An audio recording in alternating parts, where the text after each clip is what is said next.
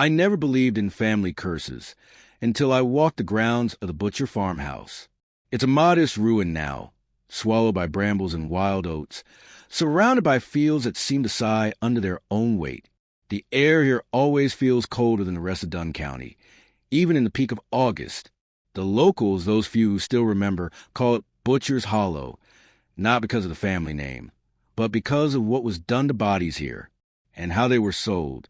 I first came across the story in a faded newspaper clipping tucked into the back of a dusty ledger at the Wisconsin Historical Society. The date was 1862, the headline barely legible. Missing farmer sparked fears in Dunn County. Beneath it, a half-column of jittery type hinted at whispered suspicions and uncooperative neighbors, none of whom were ever officially named. But I had a name, scrawled in pencil across the margin in shaky handwriting.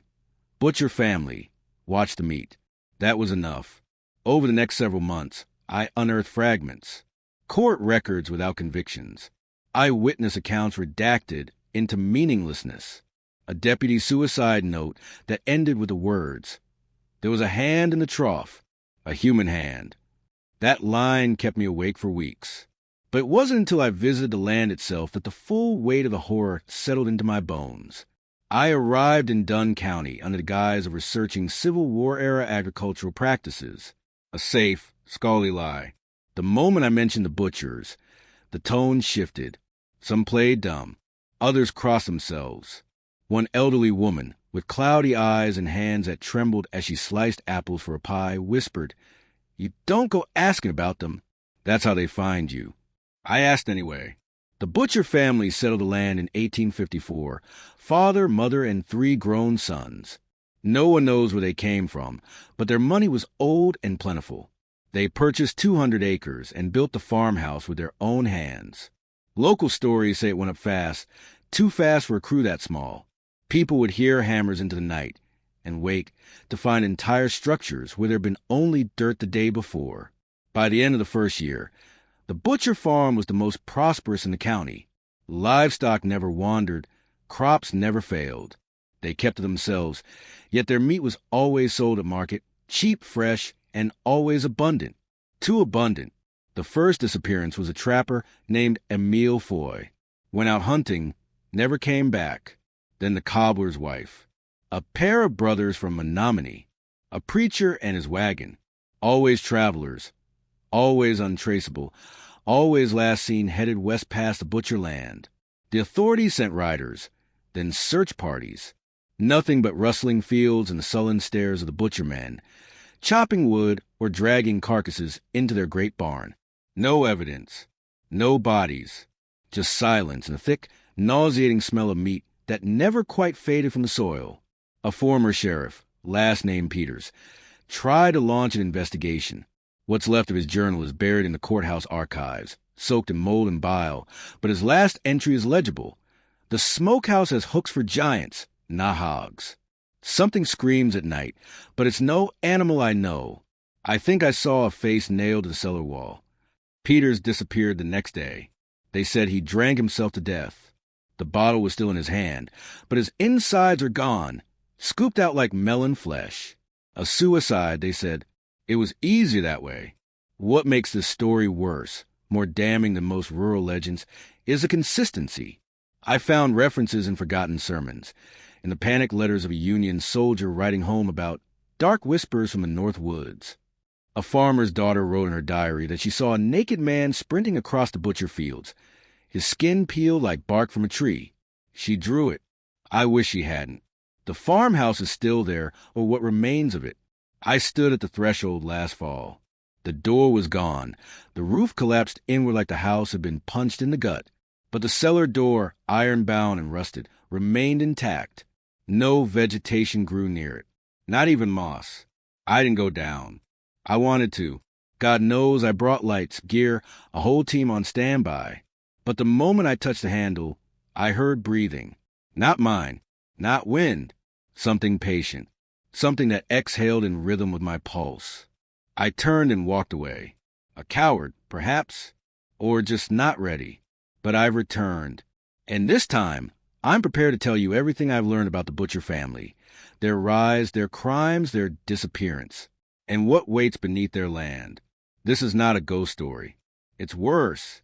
It's history that was almost erased, a truth buried in blood and fed to strangers by the pound. And if you've ever wondered why some meat tastes sweeter, richer, more human, this story might answer that. So settle in, keep your lights low, and if you're eating, maybe stop. What I'm about to tell you will rot inside you, like marrow left too long in the sun. They came in the dead of winter. The wagon rolled into Dunn County in January of 1854, cutting through snow like a black scab splitting pale skin. No one knew their names yet, not even the town registrar, who later admitted to filling out their paperwork from memory because the patriarch refused to speak more than a sentence. They called themselves Butcher, a name as blunt and graceless as the family's demeanor. Whether it was real or chosen, no one dared ask. 5 of them, dressed in coarse coats the color of dry blood, faces gray from cold or something deeper. There was a father, Enoch Butcher, tall and wide as a barn door, with a crooked gait like one leg had been snapped and reset wrong. He never took off his hat. His eyes were yellowed, jaundiced maybe. But they watched everyone like a butcher watches a pig that hasn't squealed yet. Beside him was his wife Miriam, who moved like smoke, soft and silent, yet smothering. She spoke in riddles. Not poetic ones, just off.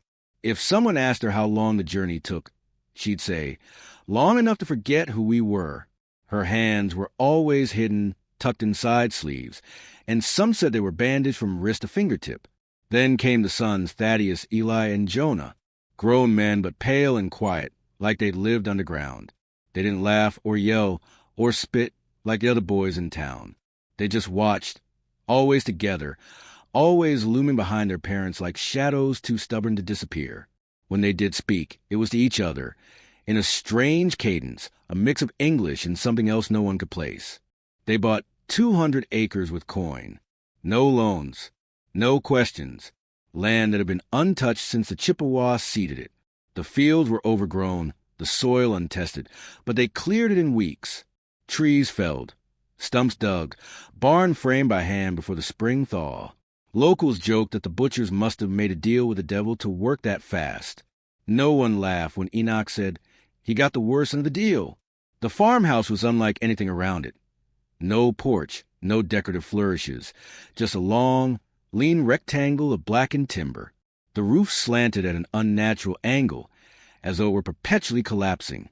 The windows were too small, too high up to see through. And the smokehouse, always smoking, even when no meat was visible. That was the strangest part. They never bought livestock. No cows, no pigs, no chickens. Yet by summer, they were selling cured meats by the barrel. People chalked it up to hunting. Wisconsin had plenty of game. Maybe they were trapping. Maybe they were just damn good at preserving. The meat was cheap, too, unreasonably so. Jars of fat, rolls of sausage, jerky and strange. Pepper flavors no one had tasted before. Some said it was the best they'd ever had. Others stopped buying after one bite. It tasted off metallic, too rich, too dense. Something that lingered. But the butchers were smart. They didn't force anything. Didn't haggle, didn't advertise. They set up at the edge of the Sunday market, said nothing, and let the curious come to them. The butcher's sons would stand behind the table, unspeaking, smiling, not the kind you want to see. Their teeth were too small, too many, like a shark's mouth had been misarranged inside a human skull. And they never blinked. Children hated them. Animals, too. Horses reared at their wagon. Dogs barked until their throats bled. Cats vanished from nearby farms. The town preacher warned against judging too quickly. He said, "The devil tests us through difference." 2 weeks later, he stopped holding services. They found his church door nailed shut from the inside, and his Bible soaked through with something thick and red. He left a note that read, "They don't kill fast. They make you eat it first." Still, nothing stuck. No evidence. Just suspicion and quiet avoidance. The butchers became a part of the land, unwelcome, but unmovable. They spoke little, bartered only in meat, and kept to themselves. If neighbors passed by, they'd wave, but never smile. If asked about their work, they'd say, "The land gives, The land takes. Once, a traveling tinker swore he saw them digging behind the barn by lantern light. Not a grave, not a garden, something deeper. A shaft, a hole that breathed steam and smelled like rot. When he came back the next day to prove it, the ground was flat and grassless, as if nothing had ever disturbed it. Another time, a little girl wandered too close to the smokehouse. She told her mother she heard music inside, violin music, sad and slow. But when her father came to check, there was no sound, only silence and a row of empty meat hooks, slick and wet despite the dry air. Rumors built like flies on old meat. Cannibals, cultists, escaped war criminals. But nothing ever came of it. The sheriff made one visit to greet the new neighbors. He came back with full roast and no memory of the hour he'd spent inside. He quit the force that winter, moved 3 counties south, and refused to talk about Dunn ever again. By the end of that first year, people had learned to keep their distance. The butchers were tolerated, not trusted, spoken of in whispers, not welcomes. Their land produced without fail. Their meat fed the hungry. But their eyes, always their eyes, told a different story. They didn't look at you like neighbors. They looked at you like ingredients. And then there was the girl who vanished, Clara Mott, age 12. She lived 2 farms over, known for wandering, for chasing rabbits too far into the woods. Her mother claimed she'd gone out to pick mushrooms and never returned. Search parties scoured every inch of forest and field within 10 miles. Bloodhounds caught a scent brief, fleeting, and led the search straight to the border of the butcher property. Then nothing, like the girl had been plucked from the earth. Enoch was questioned, of course. All 5 butchers were. The sheriff found them seated together on the farmhouse porch, hands folded in their laps, as if waiting. When asked if they'd seen the girl, Miriam simply said, "She came too close to the boil." No one knew what she meant, and she wouldn't explain. No charges were filed. No evidence. Just the girl's bonnet. Found days later near the tree line, crusted with something that wasn't quite blood but smelled worse. More disappearances followed. Always transients. Never anyone with a last name that mattered. 2 drifters. A runaway. A peddler with gold fillings and a missing cart. The sheriff grew tired. The townspeople grew quieter. And the butchers continued to thrive. It became understood, unspoken but clear, that their land was not to be crossed. Children were warned. Routes were altered. Even the deer stopped running through their fields. The crops there grew too tall, too fast, as if the soil had teeth and hunger for more. And still, the smokehouse puffed inside day and night, a low, greasy cloud that clung to your clothes if you stood too close. The stench was hard to place, like burnt sugar and bile. But once you smelled it, you never forgot. Eventually, a new priest arrived in town. Young, eager, full of righteous anger and questions about Clara and the rest. He made it his mission to confront the butchers, despite every warning. He went alone. He never preached again. He showed up a week later at the church steps barefoot, clothes hanging in rags, his lips stitched shut with twine. The doctor cut the stitches and asked what happened. The priest simply cried. He wouldn't say a word for the rest of his life. But every Sunday, he'd leave a slab of raw meat on the altar. No one knew why. No one asked. The butchers never left town, not once. Never seen at other farms. Never present at town hall meetings or festivals. They were part Dunn County like a tumor is part of the body, undeniable, growing, and silently lethal. When the Civil War broke out, recruiters passed through. Many local boys enlisted, not the butchers. No draft notices reached them. Some speculated they weren't on any national records at all. Others figured the government already knew better than to knock. One night, a group of boys, half drunk and filled with reckless bravado, decided to test a family's limits. They slipped onto the butcher land just after dusk, whispering plans of pranks and stolen trophies. Only one made it back. He was found stumbling down Main Street, barefoot, pants soaked through with urine and blood. His eyes were milk white, pupils blown wide. He screamed when anyone touched him. They say he died 2 days later from something the doctor couldn't name. a kind of shock that rotted him from the inside. The other boys were never found, but their shoes were, arranged in a circle near the smokehouse, soles facing inward, and still no one stopped them. By the end of 1856, Dunn County had changed. Fewer children were born. Visitors didn't stay. Those who could afford to leave did. The land around the butcher property turned sour. Plants wilted. Livestock miscarried. Some said the rot was spreading. But the butchers, they looked healthier than ever.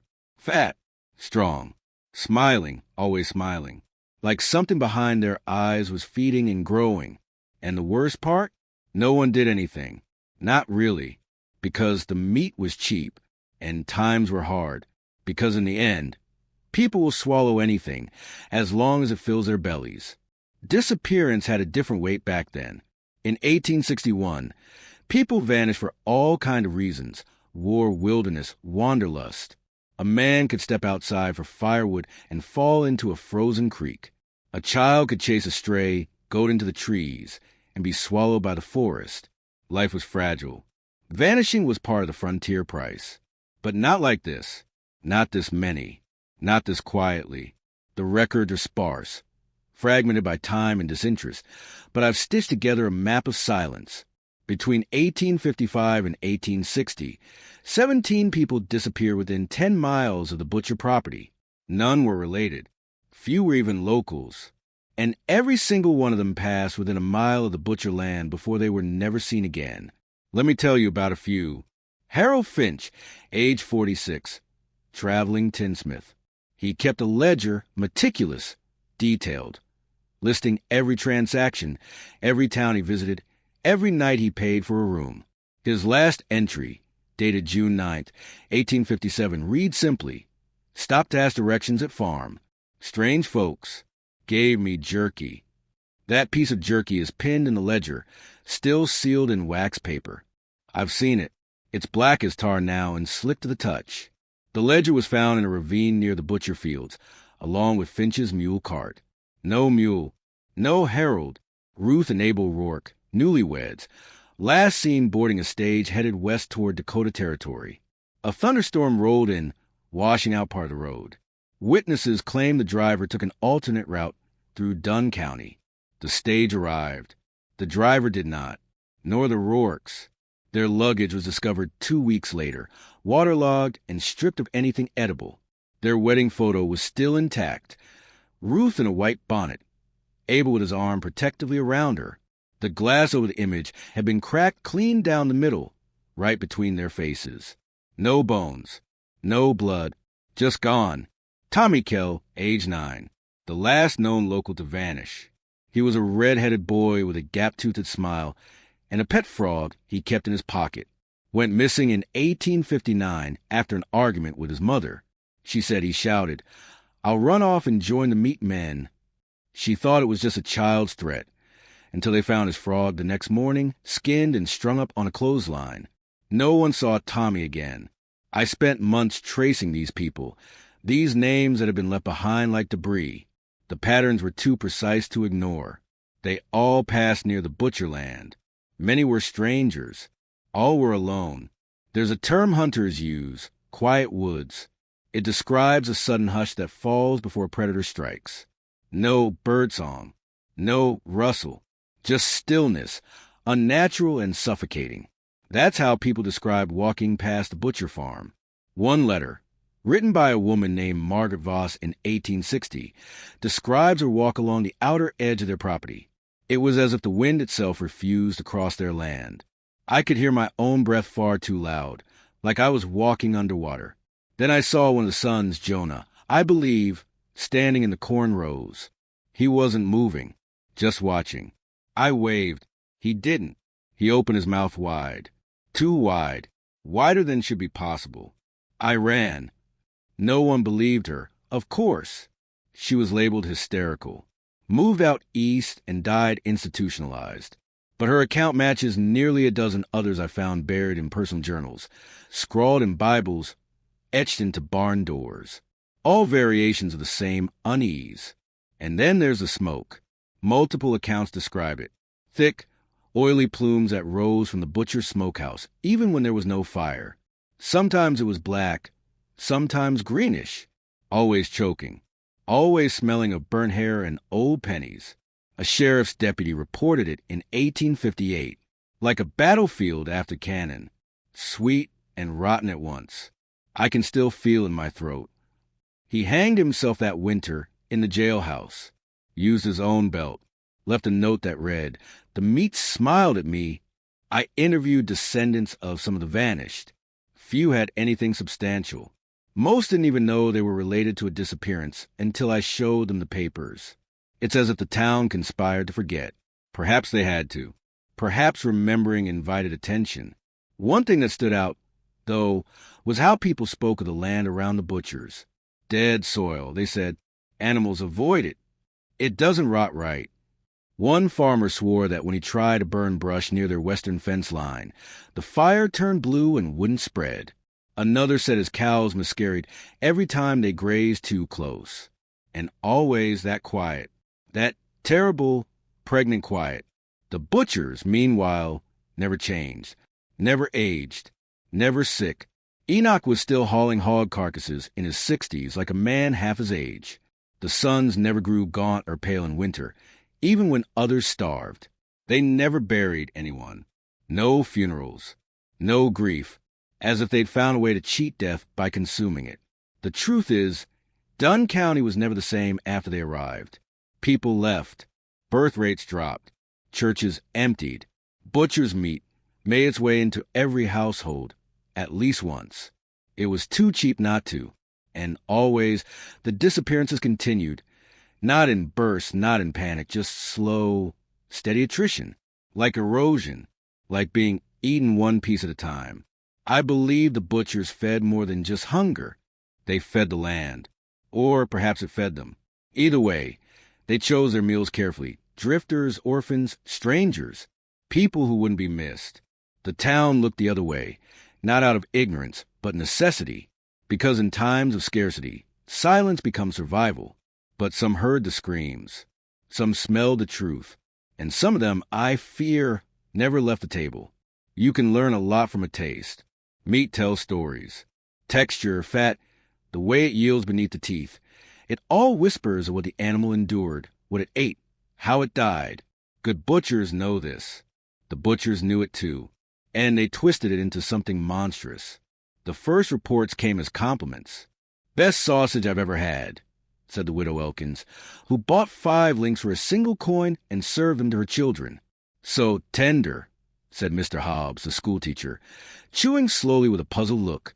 "Strange flavor, like nutmeg and something richer. Liver, maybe?" But the aftertaste lingered. That was the problem. People reported strange dreams after eating butcher meat. Not nightmares, not at first, just odd things. Rooms full of teeth. Staircases made of bone. A voice whispering their names in a language they didn't recognize, but somehow understood. Dreams where they woke with their mouths full of blood, or chewing their own tongues. A woman named Gertrude Pine swore she saw her husband's face reflected in the grease at the bottom of her stew pot, eyes wide, lips moving silently. She dropped the pot. It shattered. Her husband had gone missing a year earlier. Some people stopped eating it. Others, well, they couldn't. There was an addictive quality to it. Subtle. It didn't hit right away. But after a few bites, the craving settled in the belly like a worm. You'd think about it when you weren't hungry. Dream about it. And when you finally caved and took another bite, it felt like scratching an itch you didn't know you had. A merchant from Chippewa Falls claimed he ate nothing else for a week. He came back to Dunn County just to buy more. When they found him, he clawed open his own stomach, trying to get at the contents. His last words were, "It's in me. I'm still hungry." The butchers, of course, never offered explanations. Their stall at the Sunday market remained unchanged. No signs, no prices, just the 3 sons standing behind blood-dark wood, their eyes sharp and still. Thaddeus handled the cuts. Eli took coin. Jonah stared, always stared. Into your soul it felt like. They sold meats that no one else did, cuts that defied naming. Long, spiral tendons flecked with green-gray fat. Muscles too human, in their grain. Sometimes there were fingers, unmistakable in shape, though trimmed of nails and crisp to resemble pigs' knuckles. They called it knacker's delight. Some refused to buy, but others didn't care. Hard times made ethics a luxury. I found a journal belonging to a former town clerk, Edward Mallory. He was meticulous in his observations and guilt. His entry from November 1858 reads, "My wife made stew from the market scrap we bought Sunday. It tasted like smoke and iron and something soft, almost sweet beneath the bitterness. Our boy asked what the floating bit was. I lied. I told him it was a root. It had a fingernail still attached. Mallory died a year later from a wasting sickness no doctor could name. His son disappeared. Even animals reacted poorly. Farm dogs who sniffed butcher meat barked at their own reflections. Cats refused to eat it. Chickens fed scraps in their stall began attacking each other, pecking eyes and tearing feathers in frenzy. One farmer fed it to his hogs. Within days, they turned on each other, chewed their own legs down to bone. When he tried to stop them, they turned on him too. People started whispering that the meat wasn't just cursed. It was wrong, unnatural, alive. One man, Thomas Dre, attempted to preserve a piece for analysis. He packed it in salt, sealed it in a jar. But within a week, the salt turned black, and the jar began leaking a foul, brackish fluid that corroded the shelf it sat on. He dumped it in the creek. The fish didn't return that spring. Whatever it was, it didn't spoil the way meat should. Some claimed their purchase cuts moved in the pan, twitching slightly, like dying nerves. Others said the meat screamed when it hit boiling water. Not a squeal, but a sharp, wet hiss, like a whisper trying to push its way through steam. Still, no one could prove anything. And that was the horror of it. No bodies, no labels, just a growing number of missing persons, and meat that didn't taste like anything God intended. I interviewed an elderly man, Lucas Fair, one of the few surviving locals from that time. He was nearly 90 when I met him, blind in one eye, hands like knotted roots. When I mentioned the butchers, he went quiet. Then he said, "It changed my Mary. She ate it for weeks. Wouldn't stop. Said it filled her up like nothing else. One night, I caught her licking the marrow spoon clean, humming a tune I'd never heard. Next day, she tried to take a bite out of my shoulder. Said I smelled like supper. He had the scar to prove it. I asked if he ever went back to the farm. He didn't answer, just looked toward the horizon and whispered, 'It's still in her, in the dirt. You eat what grows there, and it eats you right back.' I don't think he was speaking metaphorically. Even from 100 yards away, you could smell it, the butcher's smokehouse. It sat hunched behind the main house like a second, smaller tumor. No windows, no ventilation, just a slanted roof that dripped in summer, and an iron chimney that puffed an eternal, tar-black cloud into the sky. A black cube with one door and no welcome. The scent it emitted wasn't like wood smoke or cooking meat. It was denser, a stench that clung to skin and stayed in your nostrils for hours after you left. A reek of burned sugar, spoiled broth, and something behind it all, something sweetly rotten, like meat left too long in the sun. Most people in Dunn County learned to avoid it. They'd cross to the far side of the road when the wind shifted, pressing handkerchiefs to their faces. But children are curious things, and one in particular could never leave it alone. His name was Caleb Merton, 11 years old, quick-footed and sharper than most. He lived on a neighboring farm and, against his mother's repeated warnings, made a game to sneak through the corn rows and spy on the butcher property. Caleb had seen the sons drag unmarked sacks from wagons into the smokehouse. Heavy sacks that oozed. He'd watched the chimney belch out clouds that pulsed like breathing. Once, he swore he heard something inside, something rhythmic, metallic, like chains or blades turning slowly. Then one afternoon in July, he crept too close. He waited until the family left for the market. The house was still. No movement. No watchers. Just the soft hum of flies and the slow, gurgling exhale of the smokehouse. Caleb approached from the back, where the corn grew tall and tight. His bare feet left prints in the soft dirt as he crouched beside the stone wall of the structure. The door was ajar. No one knew what made him go in. Maybe it was pride. Maybe the reek had dulled his senses. Or maybe something inside called to him. He crossed the threshold and stepped into a darkness thicker than night. The interior walls were scorched black and slick with grease. Iron hooks lined the rafters, rows and rows of them, each swaying slightly in a draft that shouldn't have existed. They were too large, those hooks, thick as broom handles, barbed at the tips. A few still dripped. The smokehouse floor was made of packed earth, but it pulsed slightly underfoot, like the beat of a buried heart. Caleb swore later that he felt warmth rising from beneath, as though a furnace burned under the soil itself. And then he saw the vat. It was massive, nearly 10 feet across, built of stone and pitch, and filled to the brim with something black and bubbling. The smell came from here, thick and sour, cloying enough to make his eyes water. Floating within were slabs of meat, indistinct and shifting, as though they refused to be identified. Hair, bone, a foot, definitely a foot, with the arch curled inward like it had been cramping even in death. Caleb gagged, but then something moved. From the far side of the room came a sound, a low scrape, not fast, not panicked, deliberate, like something massive being dragged, or someone crawling. He turned. One of the butcher's sons, Jonah, stood just inside the doorway, but he wasn't quite right. His eyes glowed faintly, like lanterns smoldering low. His skin was wet, dripping with the same black grease that lined the walls. And his smile. God help Caleb. He remembered that smile until the day he died. It stretched unnaturally wide, revealing rows upon rows of needle-thin teeth. More teeth than a human should have. Jonah didn't speak. He simply pointed at the vat and made a small, beckoning gesture. Caleb ran. He didn't stop until he collapsed in his father's wheat field, lungs burning, stomach heaving. He was fever for a week. Didn't eat. Didn't speak. And when he finally woke, all he could say was, "They were cooking a man." No one believed him. But he never went near the butchers again. And he never ate meat, not once, for the rest of his life. Over the years, others claimed to have seen things. A tanner swore he saw smoke rising from the chimney in the shape of a man's face, eyes wide, mouth screaming.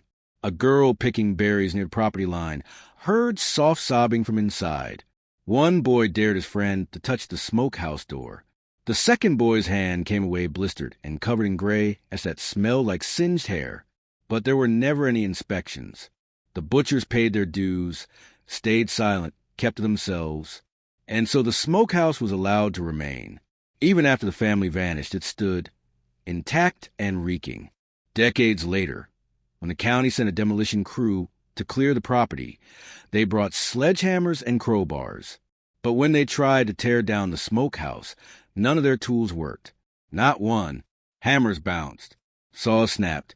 One man touched the wall with a crowbar and began screaming. They said he saw something, his mother's face, bloated and eyeless, staring back at him from the wood grain. He died that night in his sleep. Heart failure, the report said. But his wife swore his lips were stained with grease when she found him. Eventually, the county gave up. The smokehouse remains to this day. Overgrown, leaning slightly, but still whole.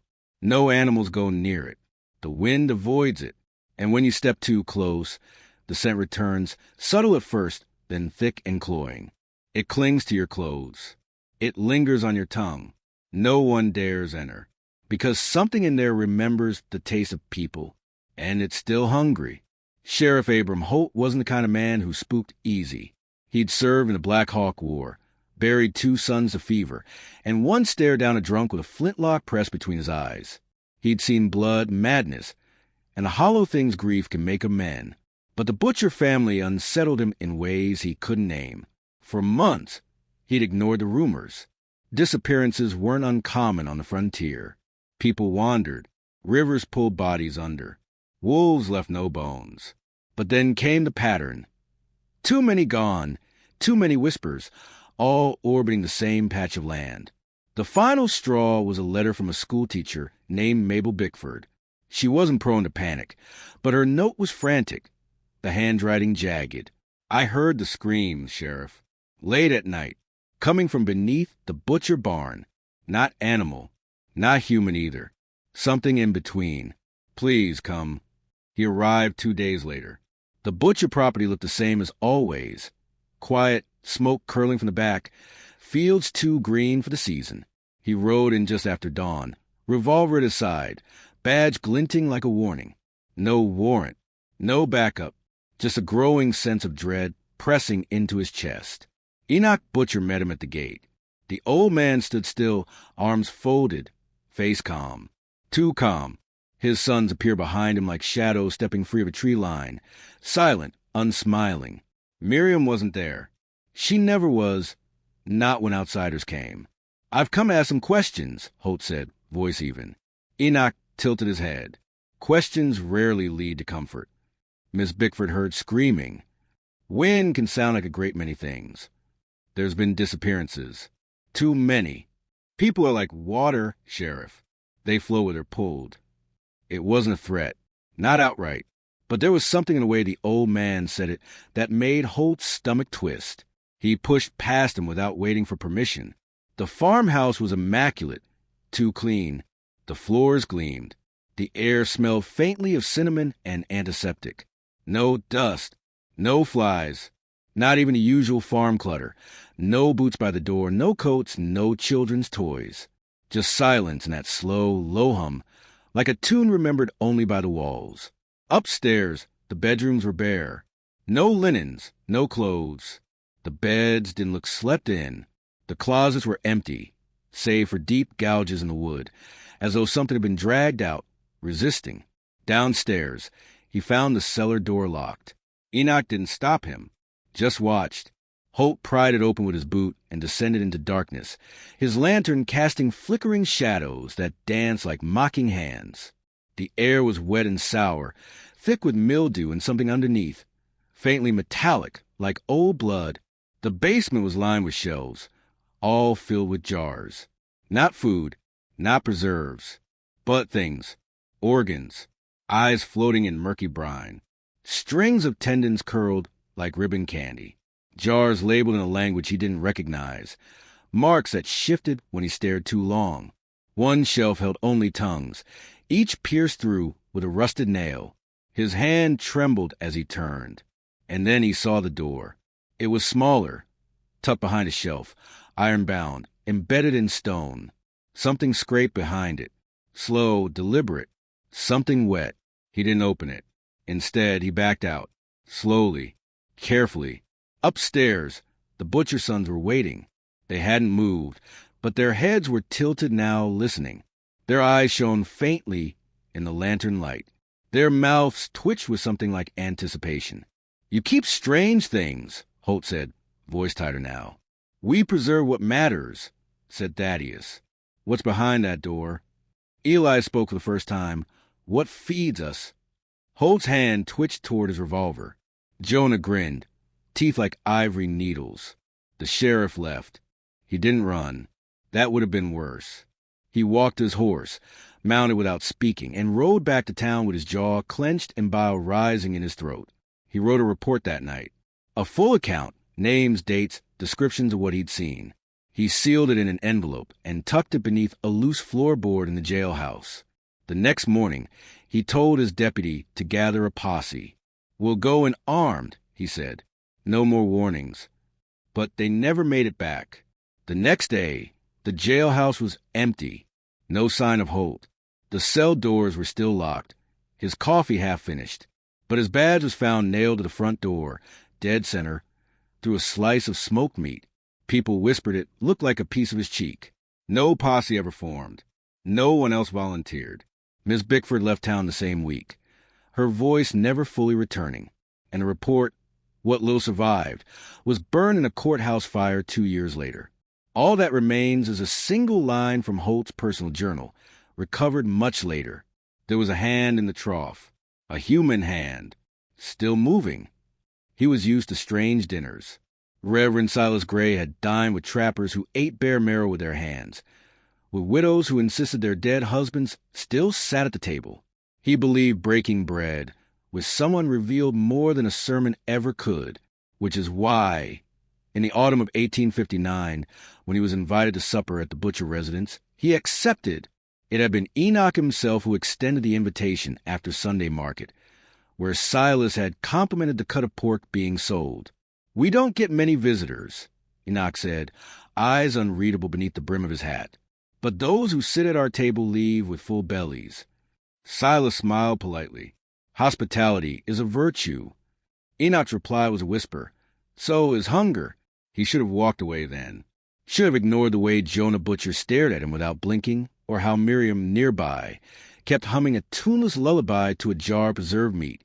But pride makes fools of good men. The sun was setting when Silas arrived, casting long shadows over the cornfields that flanked the Butcher property. The house loomed at the edge like a secret held too long. Its boards seemed to creak without wind, its windows dim with candlelight that flickered too slow, like breath caught mid-sigh. The front door opened before he could knock. Thaddeus stood there, face clean, hair slicked, but something in his expression was wrong, like a painting of a man done by someone who had never met one. "You're just in time," he said. The dining room was set with uncanny precision. 12 chairs, though only 6 were filled. A massive oak table stretched from wall to wall, polished to a wet shine. In the center, under a stained cloth, lay the evening's feast.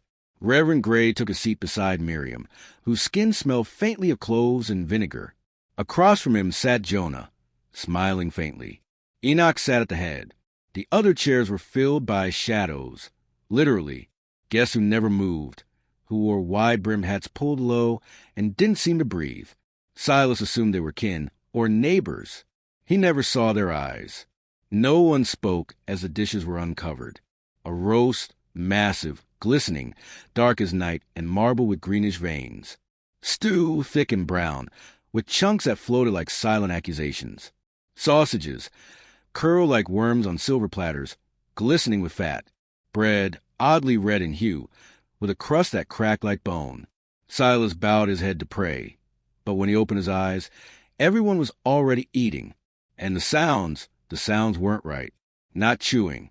Not exactly. More like suckling, slurping, tongues against skin, teeth scraping bone. He forced himself to pick up his fork. He took a bite of the roast. The texture was too soft, like flesh stewed too long, but still warm with something alive. The taste was indescribable, but not unfamiliar, like something from a nightmare you forgot upon waking, only to taste it again in real life. Sweet, smoky, then suddenly sharp, metallic. His throat tightened. "Delicious," he managed to say. Miriam smiled. "We're glad you think so." "You'll feel it soon," said Jonah, voice soft. "Feel what?" Silas asked, but no one answered. The family resumed eating. Silas watched horrified as Eli unwrapped a small parcel on his plate, revealing what looked like a tiny cooked hand, delicate, possibly that of a child. He bit into it, crunching through bone with a smile. The shadows at the far end of the table shifted, leaning closer. Silas tried to stand. His knees buckled. The room pulsed around him, as if the walls were breathing. He could hear something behind the wood. Something slithering, turning gears made of sinew and bone. Sweat poured from his scalp. His skin crawled. He tasted copper. "You put something in the food," he choked out. "Only what grows here," Enoch said calmly. "Only what the land gives." His eyes widened. He realized he couldn't feel his hands. Miriam leaned close. "Don't be frightened, Reverend. The first meal is always hardest. But the second you'll crave." What is this?" he gasped. "Communion," she said. "True communion. Of flesh. Of knowing." His vision blurred. The roast on his plate twitched. The sausages began to move. Someone whispered in his ear, "Too close, too wet. Eat it, or be it." Darkness closed in. He woke 3 days later in the church rectory, clothes intact, body clean. No wounds. No signs of struggle, just a note beside his bed, written in a sharp, feminine hand. "We gave you the lightest portion. You'll thank us in time." Reverend Silas never spoke of that night, not publicly, but his sermons changed. He stopped preaching salvation, stopped quoting scripture. Instead, he spoke of hunger and how it is holy. He wrote strange verses in the margins of his Bible, verses that crawl like insects when read aloud. He no longer ate with others. And when he sang, his voice cracked with something inhuman beneath it. Years later, long after the butchers were gone, a new pastor found Reverend Gray's journal hidden beneath the altar. The final entry read, "The meat is the word, and the word is made flesh, and the flesh knows you now."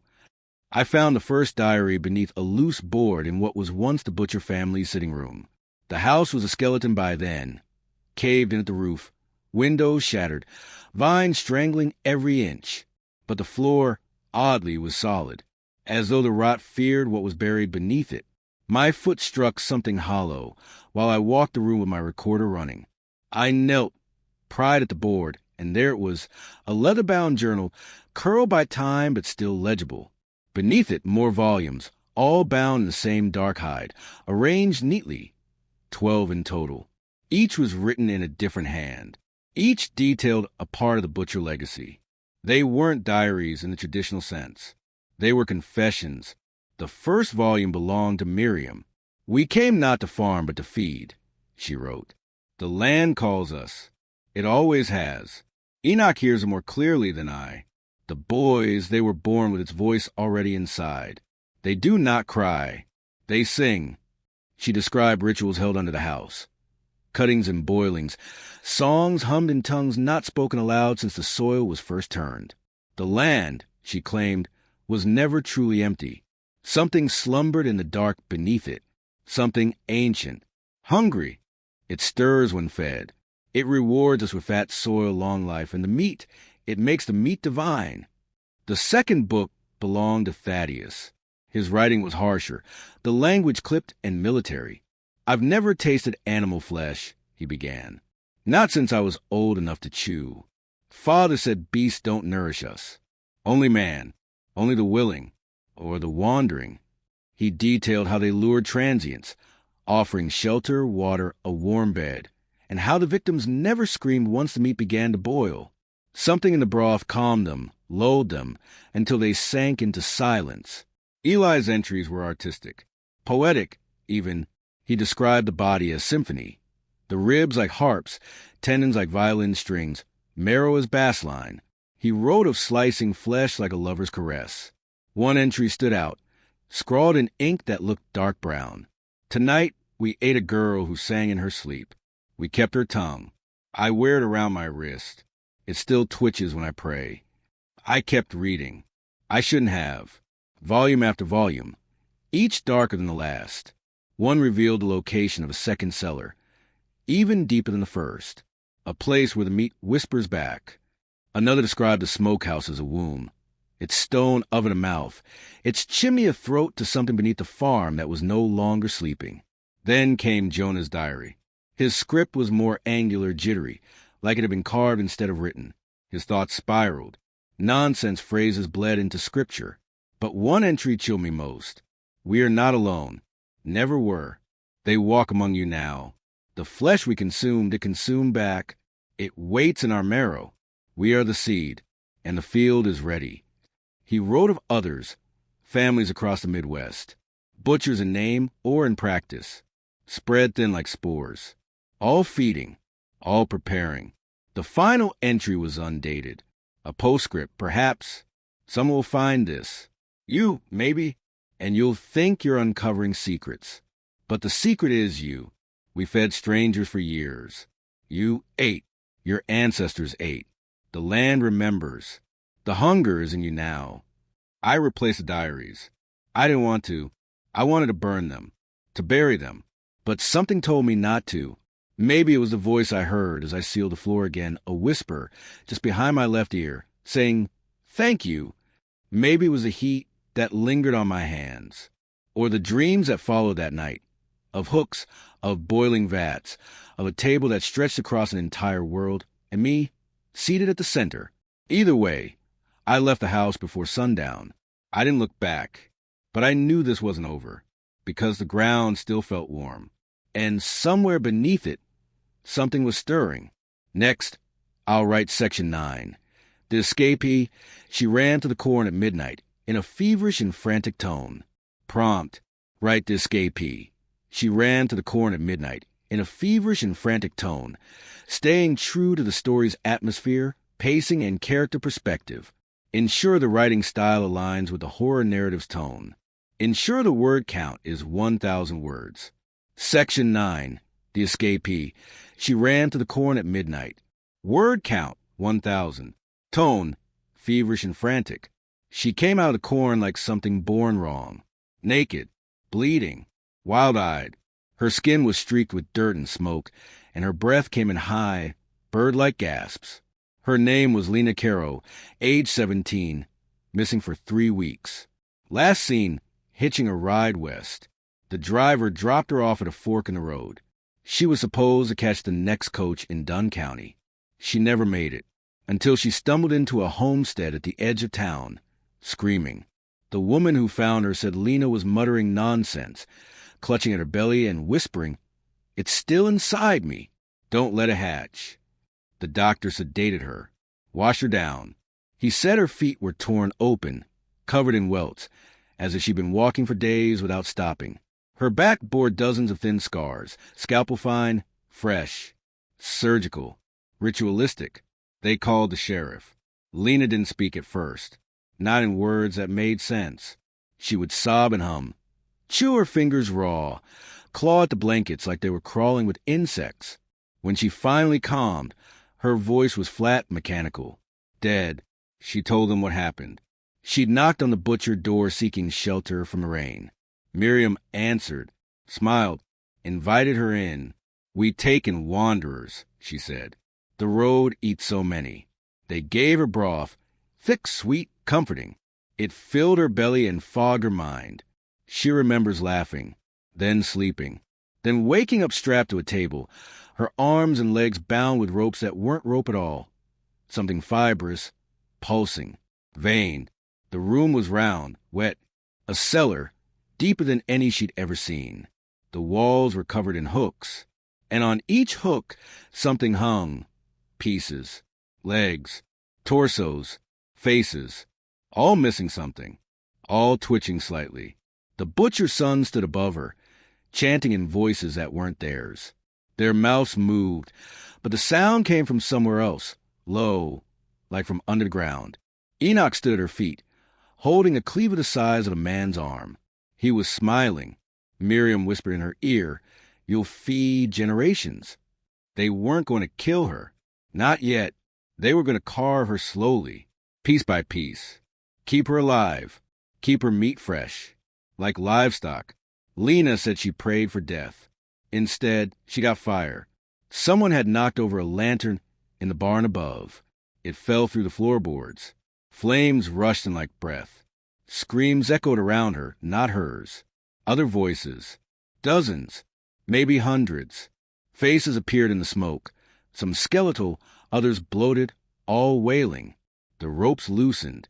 She ran. Blind. Stumbling, bleeding. She pushed past Jonah, who stared with hollow eyes as if confused, and climbed a ladder slick with fat. Up through the smokehouse. Past racks of meat with faces she recognized. One of them whispered her name. She burst into corn. The stalks grabbed at her. Something followed, something tall and jointless. It didn't run. It slithered, but she was faster. She ran until corn ended, until her legs gave out, until someone saw her.